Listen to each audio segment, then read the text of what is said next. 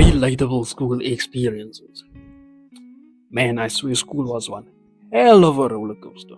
Starting off with losing or dropping money or jewelry. I hated randomly filling my pockets and the money that was now just there is gone. But the day that was my jewelry dog, and it was in a pocket I thought could not have stuff fall out of it. It's a blazer pocket. Inside of the blazer. Imagine my surprise. I'm digging the pockets. My chain, my ring is gone. And obviously not all of us are going to relate to this because not all of us were jewelry wearers at school. Maybe because school didn't allow you to do that and they confiscated on site. But even to this day, I still can't explain how my chain and my ring disappeared. Because just 5 minutes before that, I could feel them. They were right there. And the next thing, they despawned. Well, as you can see, I'm still pretty salty about that. But, get over it. That was more than 5 years ago.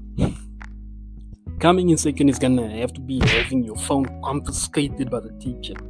And this one specifically resonates with those phone addicts in class. They see you. Now, but on the real, people have to stop being glued to their phones in class.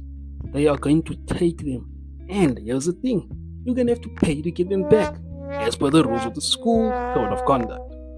And it's not gonna be cheap. 200 to 300 and something.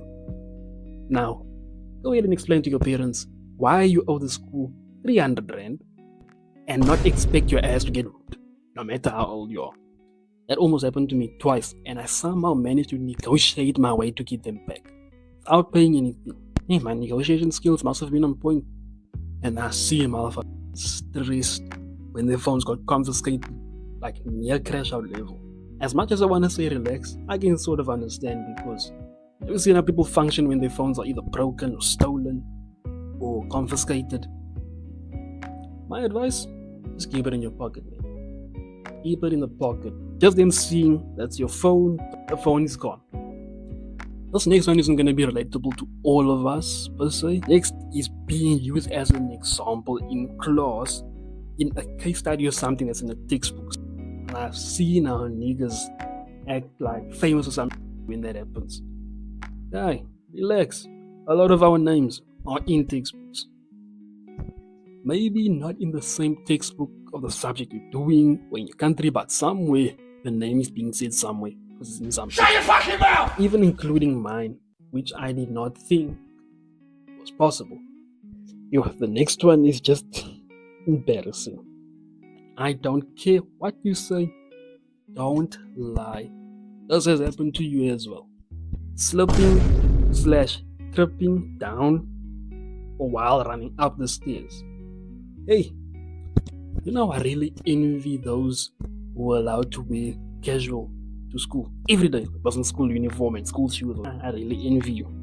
Because most of the shoes, casual shoes, had better grip than school shoes. Have you seen how smooth those school shoes are under? Maybe that's the reason why they're so slippery. Either that or someone greased them stairs or the shoes. Because the bottom of them is just never had any grip. And people would always be dying laughing when they see you slip or trip. Even your friends.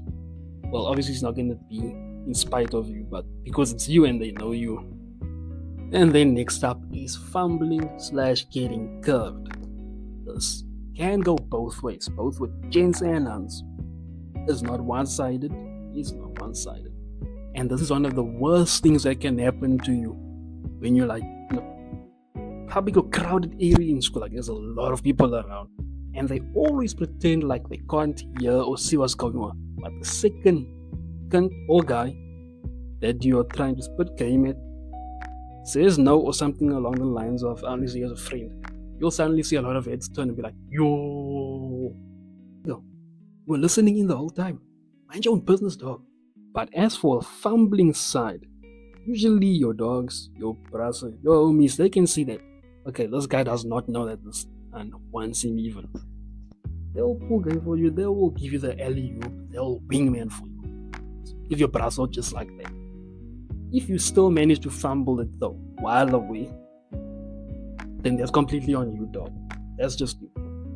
Hey, but nevertheless, I've got to give my respects to those guys who were shooting their shot in front of big audiences without a care in the world. And when they got curved, they handled it like a champ. I've seen other people handle it not so well. Would I recommend shooting your shot in front of a large group or crowd? Definitely not. What do you expect me to say? But then again, you only live once. Next up is beefing with the teachers. Man, I've seen this so much at the school that I used to be at, which is kind of worrying though, because you're like just 2 or 1 insult away from being suspended or expelled. And remember, if it gets to the point where hands are thrown, you're definitely getting expelled, unless you're the principal's kid. But then again, it doesn't always work like that. I know for most of us, yeah, I'm saying it's a relatable moment. It was just small disagreements with the teacher. If they say you didn't do homework and you have proof that you did, but they say you still didn't, stuff like that. And then there were niggas who were actually crashing out and ready to throw a table, hands, a bag, laptop, phone, glue, scissors, things worse than that at the teacher. And some of these things I have seen.